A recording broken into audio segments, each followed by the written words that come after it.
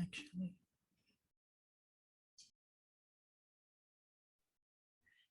So the question was what to do with unwanted thoughts. Okay.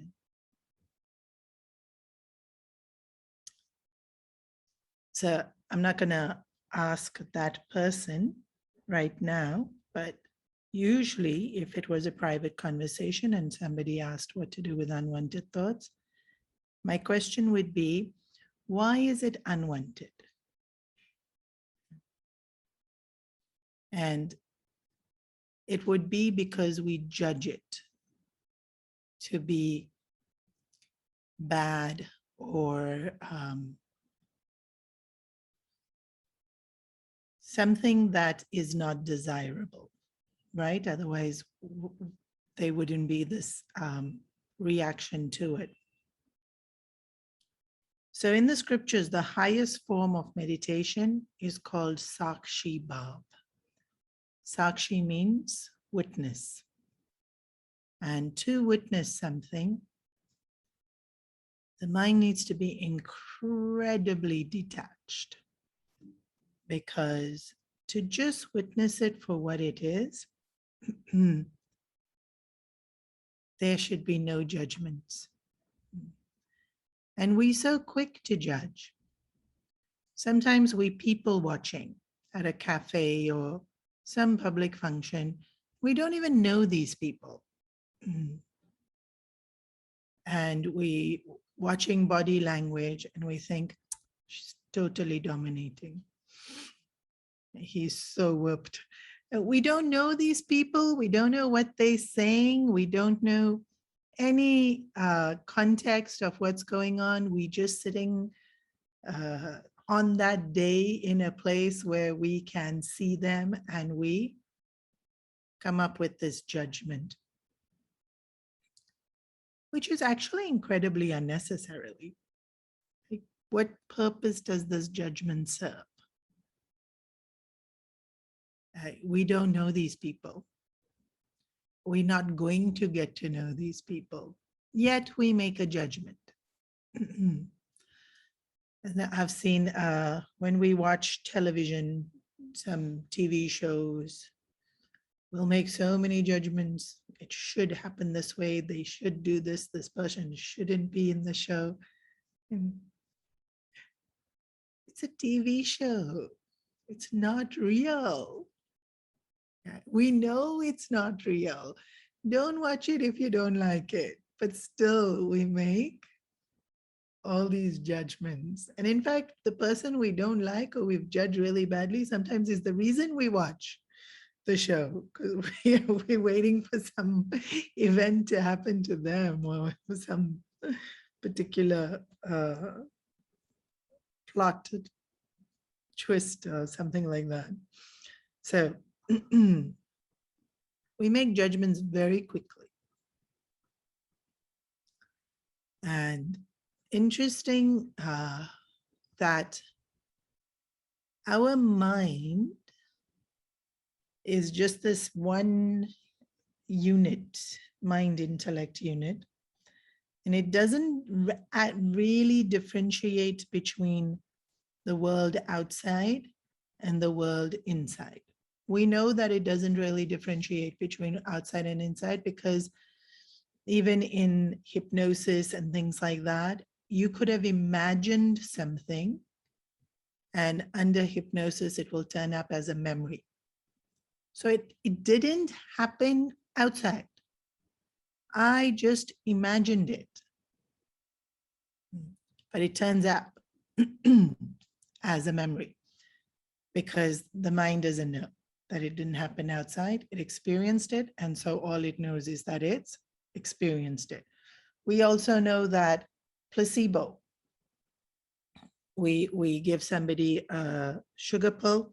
They think it's a chemical that's going to heal them, and it works.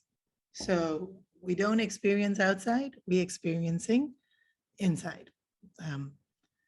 So the mind doesn't necessarily distinguish between outside and inside. And why is this important? Because when we're judging outside, then pretty sure we're judging inside. So the more judgmental we are in the world outside or with other people, that means we as judgmental with ourselves. And then, we have pessimistic and optimistic, or glass half full, glass half empty. And so whatever it is that the tendency or the habit of how we are doing outside will also be what we do inside. Means if outside I'm looking, glass is half full, things are good, I give people benefit of doubt, maybe they didn't mean to offend me, they were, joking, maybe they didn't mean to offend me, they don't actually see that as a bad quality, maybe they didn't mean to offend me, they were just really busy and didn't realize they said it in such a harsh tone. So I'm forgiving of the person outside, and I'm willing to give them the benefit of the doubt. Then chances are I'm forgiving of myself, and I'm a little less strict or heavy or critical with myself. And so whatever I'm doing outside is what I'm doing inside. Okay, so there's this thought, and I think I don't want this thought anymore. And it will usually be because I've judged it. So the first thing is my judgment correct? No, actually, the first thing is judgment necessary? Sometimes. Then the second question will be, is judgment correct? In certain incidences, judgment is not even necessary. So sometimes functionally, I need to be able to be working, and so I judge something to be like, right now, the mic, judge the volume. Is it loud enough? Is it soft enough? The lighting, is it bright enough? Can it be more conducive? So functionally, I need to judge, right? How expensive, how big, how fast, like Wi-Fi speed. So is my judgment correct? So firstly, is my judgment necessary? It may not be, depending on a situation.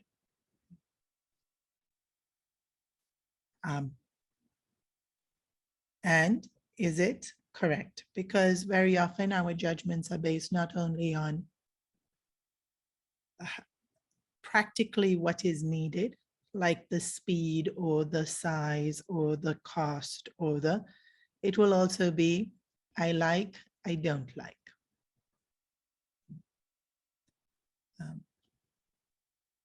So as simple as we had to put soundproofing in the ashram in the windows, which was actually a government requirement, which of course is great because we want the ashram to be more quiet anyways. But it was the MTR was being built and we got a letter, change all the windows, make it thicker glass. So now the minute you make it thicker glass, there's a certain types of window frames that you can use, and then a whole lot which are deleted that you cannot have now because the glass is too thick and it won't fit in that. And so which one do you choose? Well, if you keep looking at the ones that are thin and don't meet the requirements, and we'll do that. Why? Because they're pretty. I like that, but we can't use it. So don't even look at it. Oh, but they're so nice. So very often our judgment will be based on likes and dislikes instead of what we need to do. Let's say I'm a little bit more practical. And then this, and this are the three choices I have about, and they all fit and they all meet government requirements. Then how do I choose?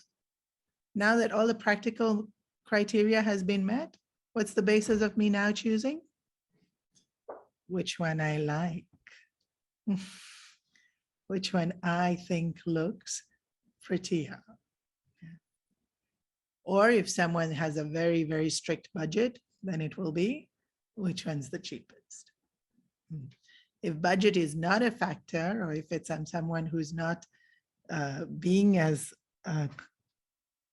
cautious as maybe even I need to be, then that's not the criteria by which I choose. I choose which one I like.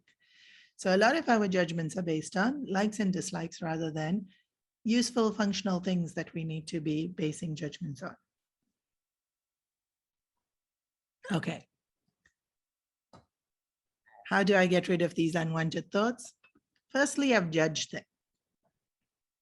So once I've judged a thought, I've strengthened it.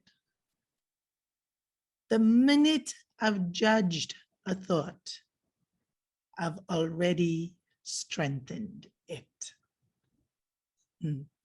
So the minute I say, I like this, I don't like this, I've already strengthened it. This is good, this is bad, I've already strengthened that thought. This thought that I don't want to be having, I have already strengthened by my mere judging of it. And then there's two things usually that we do when we have a thought. We either encourage it or we resist it. So encourage a thought means I have a thought. We can stick to the window example. This frame is nice. Yeah, it will look good. It comes in the color that I need to, easy to clean. So follow on thoughts of that. Same thought. If it's about a person, right? So-and-so didn't reply text message. So judgment could have been that she's or he is ignoring me and I'm not going to invest in this relationship anymore. But it doesn't stop there. The thoughts will continue. The person has been, and then we think of incidences, and then the person is, and then we think of descriptions, and the person said, and then we think of conversations, they always doing, and then we come up with some kind of formula in our head about what it is they are doing and why we are justified in now no longer liking them or taking interest in them or et cetera, et cetera. We do it opposite way also. They didn't reply text message, but we like them. They must be busy. Then the same thing, the person is just not very good with their phone. It's not a bad thing. They're affectionate when they meet me, but they're just not good with the phone. So we come up with this whole description of who they are. And when it's really important, they've always messaged me back. So this time I can forgive them. So again, we come up with a whole incidents and memories, and based on that, I like them. And then final thing will be, never mind, they are who they are. And there's an acceptance. So there's still judgment. So we encourage. So all those thoughts to reaffirm that this person's lovely and I am completely justified in liking them is encouraging the thought. All those thoughts in thinking this person is totally wretched and I should never have bothered with them in the first place is encouraging that thought. So we encourage a thought. And then the other thing we do is we resist. So I shouldn't be thinking this way because in Gita class, then, Gurudev said and that whatever it is, we should reduce likes and dislikes, or Gurudev said, see oneness in everyone, or Gurudev said, accept what comes to you as Bhagwan's prasad. So I should not think of this thought and I should not think of this person. And in fact, I'm going to remove the conversation from my phone. And by the time I finish telling myself how I'm not going to think about it, I've thought about it for a whole half an hour. or 10 minutes or whatever it is. And then again, the thought will revisit after. So usually this is what thoughts do. They come and then they go away. No thought will stay just because of the nature of what thoughts are. Thoughts do not stay. And then when they don't stay, where they go, beautifully explained in the scriptures, unmanifest. The whole world just keeps going from manifest to unmanifest, back to manifest, back to unmanifest. And we can see it in big ways and we can see it in small ways. Even me, when I wake up in the morning, I am manifest. Here I am with all my personality and my grumpiness and my opinions and my attitudes and my to-do list. And then sunsets and, it's been a long day and head on pillow and unmanifest. Now, where's the personality and where's the determination to get through the to-do list? I'm not there. It's just unmanifest. And so we've seen this. It comes, it goes, but it doesn't disappear because next morning I wake up ready to face the world again, back to manifest. So thoughts also, they're there, then they disappear. Not for long, then they appear again. And sometimes they disappear because I'm doing something. I have to focus my mind on this project. And so I'm engaged in the project completely and I get it done. And the minute the project is, before I finish sighing the relief, it's done. Before that sigh is finished, the thought has appeared. Which thought? The one that I don't want to be thinking. Whether it be a desire that I'm trying to overcome. Like sometimes if people are dieting, the thought of food, no, don't think of food. Or if I am trying to get over a relationship, then the thought of that person. So, or some heartache. And then the thought of that disadvantageous situation in my life, that comes. So usually the thoughts will be things I want or things I have and I'm trying to get rid of. Those will be the thoughts that come. So I was very engaged in something and so the thoughts were put aside and the minute I finished doing it, ta-dang, it's back there. That thought is back there. Or it could be I just, it drifted off. I had another memory. I was thinking about some other desire I have because, I hate more than one thing and I love way more than one thing. So, this love got put on hold and I started thinking about something else, or this hate got put on hold and I started thinking, and then that thought comes back. Why do thoughts come back? Because previously they have gotten attention.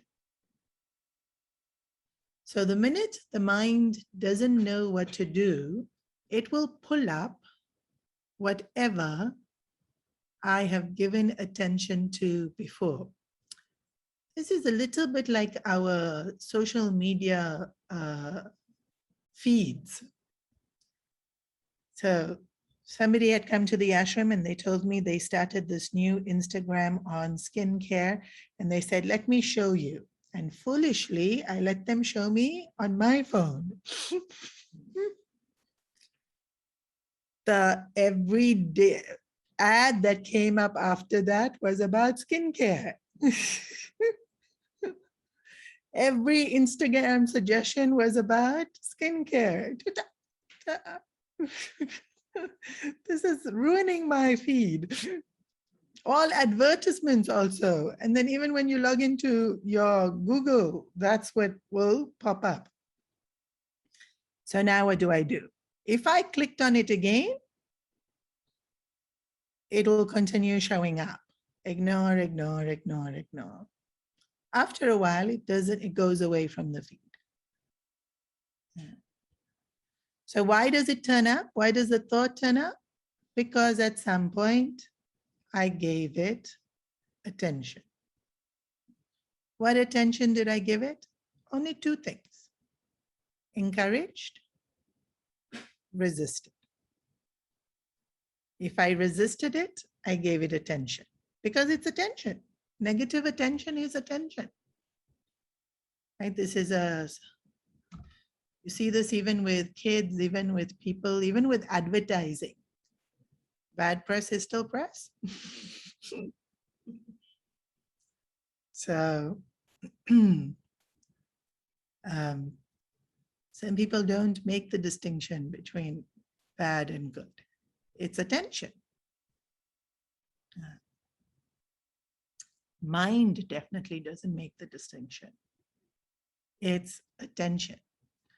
And the harder I resisted the thought, the more I pushed it away, or the more negatively I have judged it, or the person. This person I have judged terribly, or this incident I have judged very negatively. The intensity of the dislike is more attention. It's like annoying siblings. When they know you don't like something, they will keep putting it in front of you, keep putting it in. Why? Because they know they're going to get a reaction. And the more you dislike it, the more they're going to do it because they're going to get more of a reaction. Yeah. But if they put something in front of you and you just look at them like, they didn't get any reaction from you, they're not going to do it again. So the mind's exactly like that. So when it's quiet and the mind doesn't have anything to do, then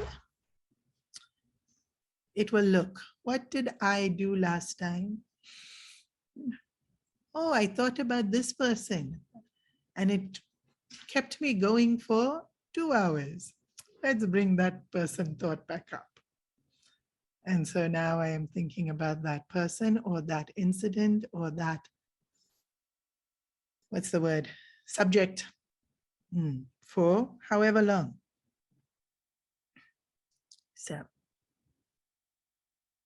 a thought will keep coming back for as long as I give it attention. The less attention I give the thought, the less likely it is to come back. But remember, if I gave it attention previously, it will keep trying its luck. Like maybe today she's not in the mood, but tomorrow again we'll try. She might be in mood. Because we do that, right?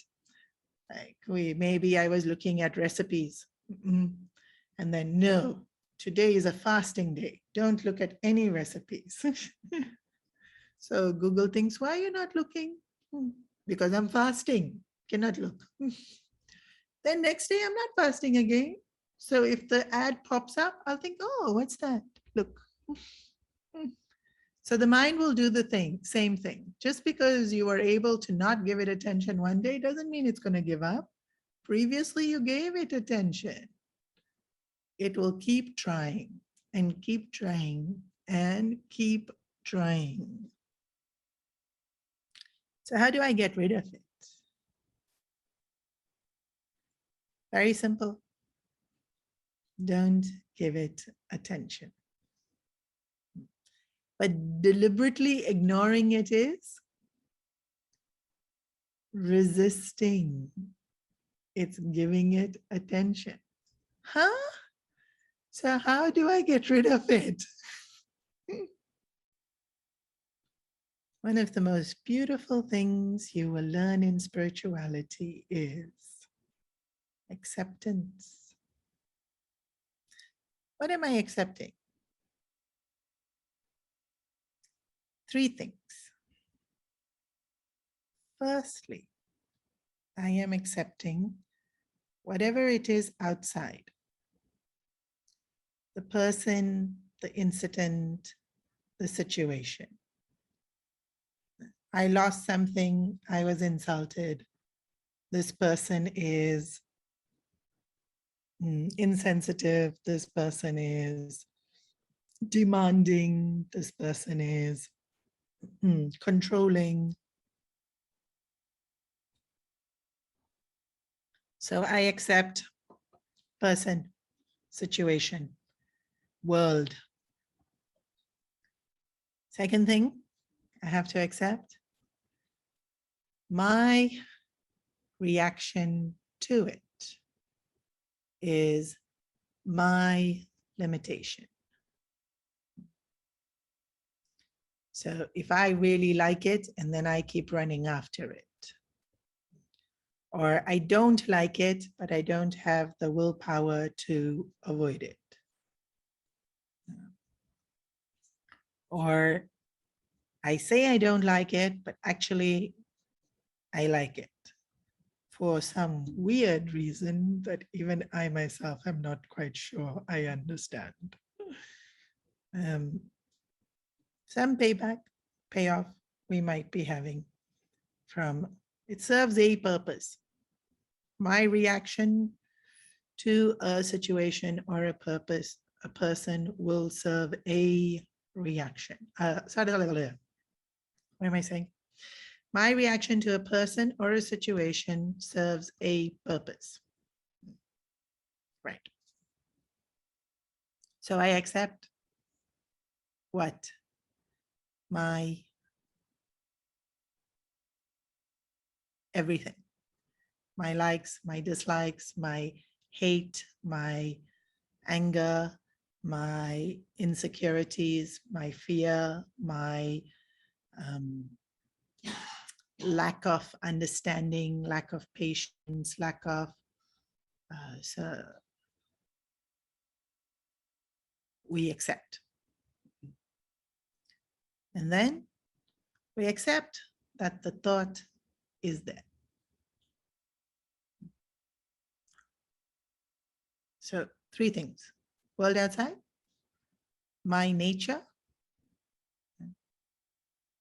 in this present moment, because my nature can change, but in this present moment. And third, the thought. So then what do I do with it? Leave it. Don't engage, don't resist. Just let them be there. Like furniture in the room. The furniture never bothers us. It's just there, right?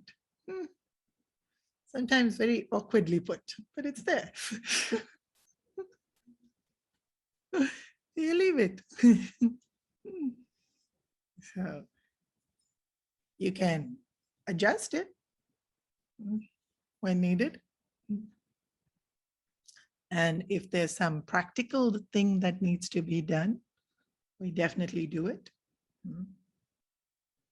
But emotional responses, Sakshi Bhav. Just look at it without judgment, without resisting, without encouraging. It is the hardest spiritual practice. It is also the most effective and powerful spiritual practice.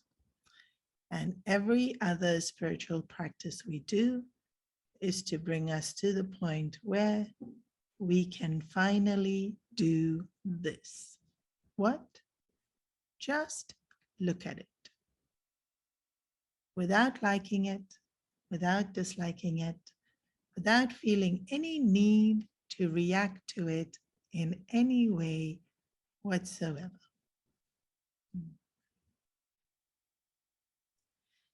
So that's very hard. Can you please give us something easier to do? Japa. Huh? when the thought comes in our head, which thought? The one I don't want. Immediately start doing japa. Why? Because if you're doing japa, you can't think of that thought.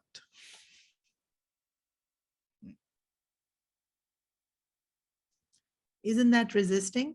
Yes.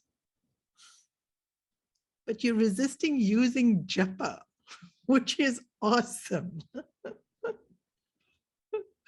You're not fighting the thought and using reasoning or going back and forth in sankalpa and vikalpa states. You're using japa. So the moment I realize that I am emotionally reacting or reacting, liking something or disliking, start doing japa. Which japa? Any. That's the easier thing to do. So now you'll say, I don't like this easy way. Then you do the Sakshi Bhav. That's too hard.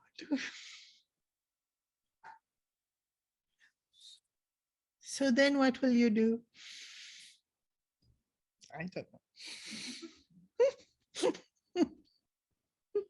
These are the two most effective ways. You can study and let me know if there's anything more effective that you come across. It's true. When there's lots of books where they tell you to analyze the thought and understand where it's coming from. And then eventually you have to accept you have it and let it go. So when you start doing japa, you're letting go of the thought. And in Sakshi Bhav, eventually the thought will go because it will get bored because you're not giving it attention. So you're letting it go. That's it. Okay.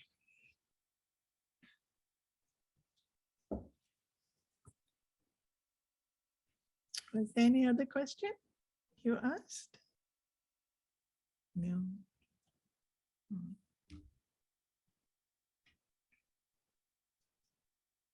Okay. So what we can do is you can stand up for a moment or two and just stretch.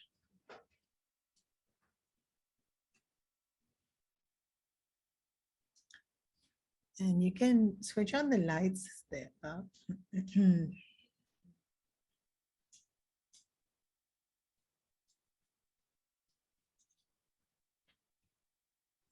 Please stretch because then you're going to have to meditate. So the body should not trouble you all.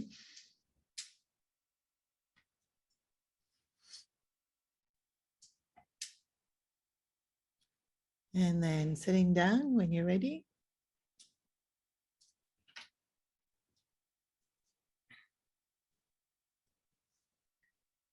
And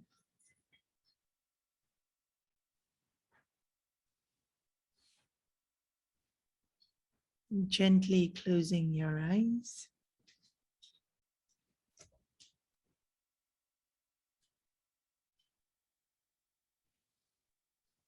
Taking a deep breath in.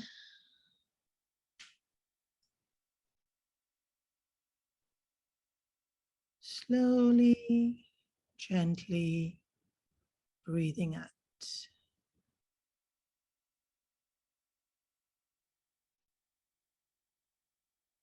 Take a few more deep breaths in. Slowly, gently breathing out at a pace that is comfortable for you, but slower than your normal breath.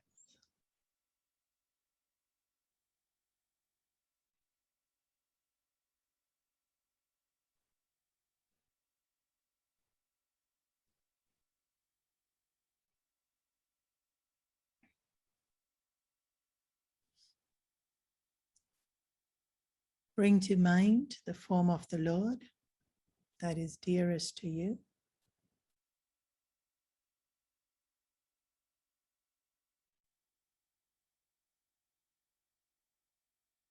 Within your heart, with gratitude and love, bow down.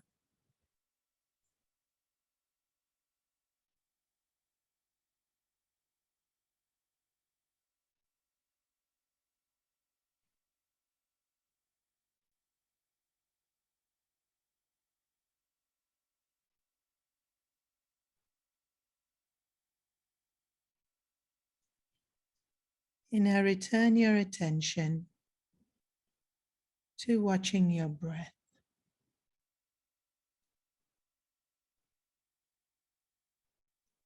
Notice any judgments that come into your mind. Notice any thoughts that come into your mind. Notice if you resist the thought. Notice the temptation to encourage the thought.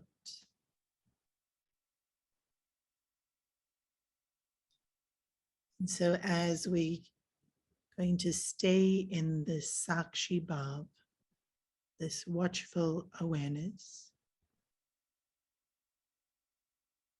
all you're doing is noticing.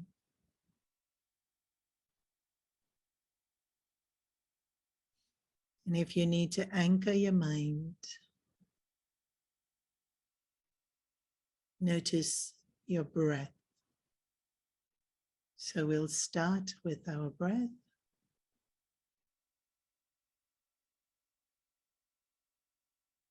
Become completely aware of the full length of your breath as you breathe in.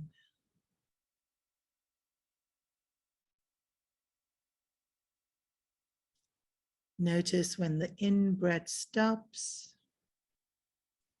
Notice the slight pause before the out-breath starts. And then notice the full length of your out-breath. Simply observing.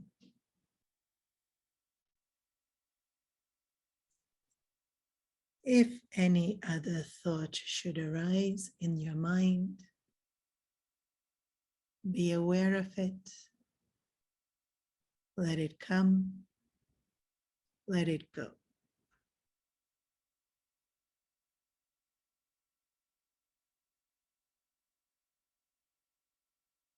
Notice any judgments, any reactions.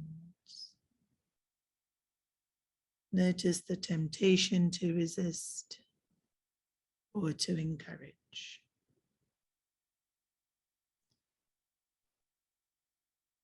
For the next few moments, I will be quiet as you watch your own mind.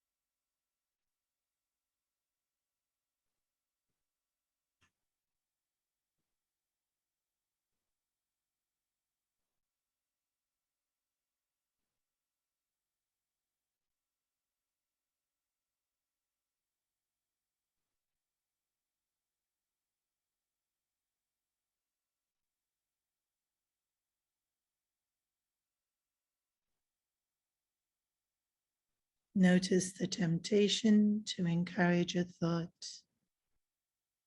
but don't actually encourage the thought. Return to Sakshi Bhav. Return to simply watching that thought.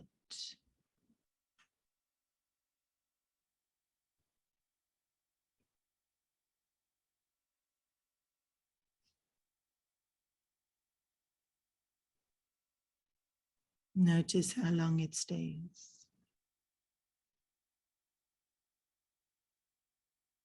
And if you need to, return your attention to your breath, and the thought will disappear on its own.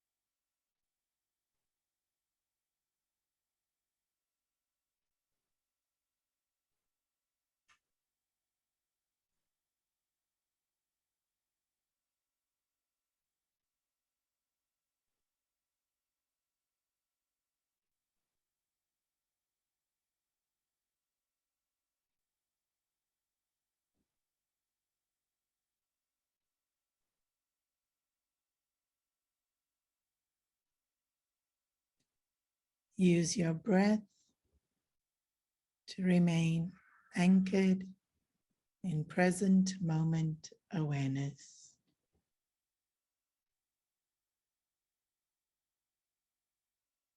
If you find it hard, consciously make your breath longer and deeper for you to stay focused on your breath.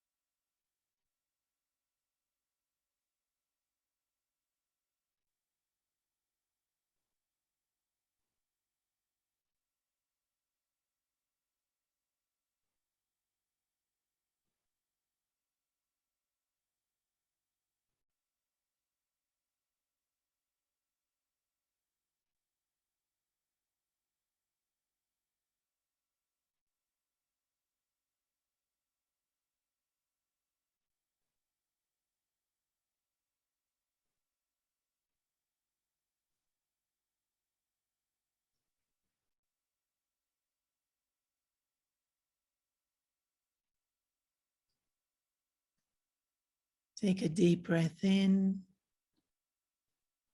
gently, slowly breathing out, and just relaxing the mind. not controlling it in any way, just allowing it to do whatever it wants to do, needs to do.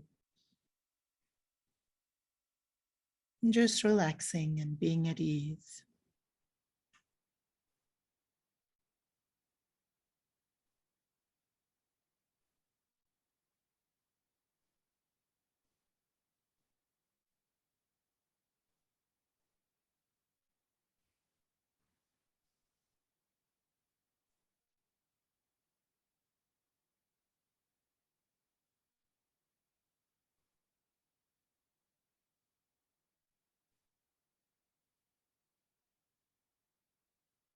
Om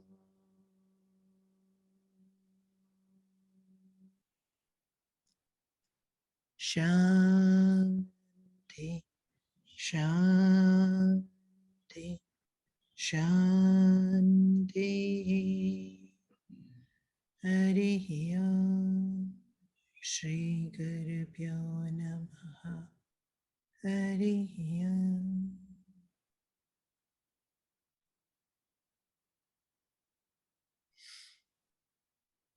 Bringing your hands together in front of your heart in prayer position, rubbing your palms together, gently cupping them over your eyes, and opening your eyes within your cupped eyes, cupped hands.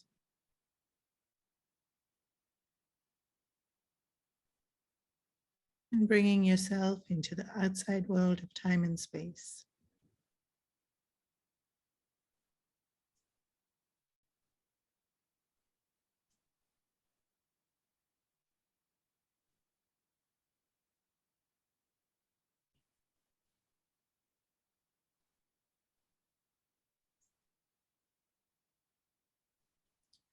In the Manual of Self-Unfoldment written by Puja Gurudev, he has given us these introspective exercises where he says to introspect and then find things that are not so conducive and negate. And to negate, he uses the technique of substitution. So I already said japa as a way of substituting the negative thought, but you can also substitute in other ways, like if you find that you are very pessimistic and you want to be a happier, nicer, lighter person, then every time you have a thought that is pessimistic, you find the counter optimistic thought. If you find that you have a lot of angry thoughts and you detect an angry thought, you think of the opposite compassionate thought or the opposite patient thought. So if I am thinking this person is so annoying, this person is so, whatever that angers me about this person, then the opposite compassionate thought is, it is an interesting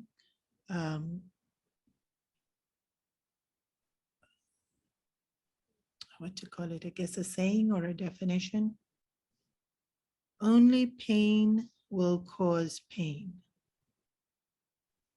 So if this person is causing me pain, they themselves are in pain. So when I'm angry with this person for causing me pain, the opposite counter compassionate thought is, the principle is only pain can cause pain. So if I can slowly start having compassionate for their pain, that can, one, reduce my anger, two, reduce my pain to them, which will then reduce their pain and therefore it coming back to me, because it's a cycle. If I have a indulgent thought. I want to eat when I've already eaten plenty, or I want to stay up and watch whatever when I should be going to sleep, whatever indulgence it is, that then I substitute it with the necessary disciplined thought and the advantages of practicing that discipline. This is why I said japa, because you can see here you have to understand the thought, you have to understand what it's doing, you have to know what's the counter, and you have to choose which in the counter I should now substitute it with, which is great actually, because it requires us to be intelligent and forthcoming and put in effort and to study and to know and to research and to find out. But in that moment, sometimes to sit and think, why am I angry? That person is also in pain. Too much effort. I'm just so angry. So, japa. It really is. And then for every thought to think now which one to substitute it with. Whereas Om Namah Shivaya is great. It fits in with any. It's a lusty thought, Om Namah Shivaya. It's a jealous thought, Om Namah Shivaya. It's an angry thought, Om Namah Shivaya. It's a lazy thought, Om Namah Shivaya. I don't have to sit and think now which one to replace with. Although it's great to know which one to replace with.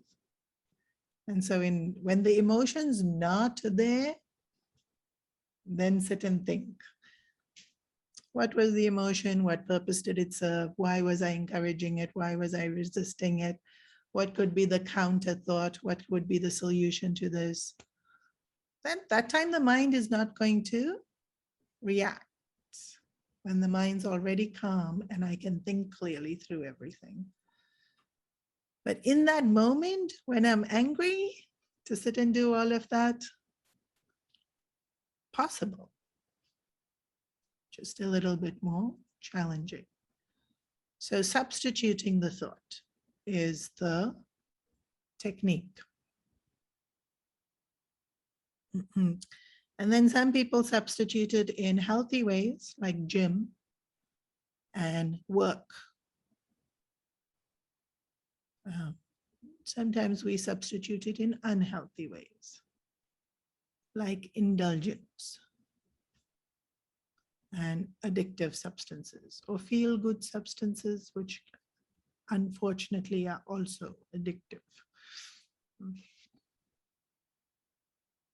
So we anyways dealing with substituting, just what we substituting with makes a huge difference.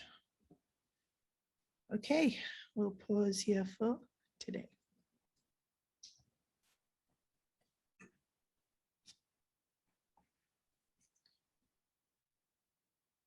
You had a question?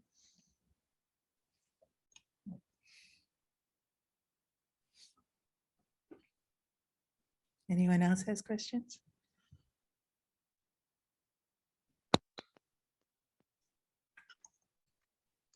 Oh.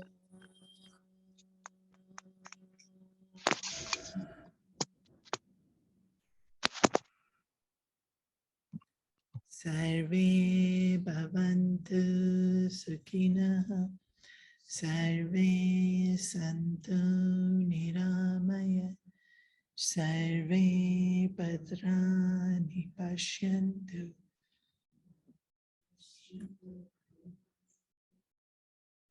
Asato ma satkamaya.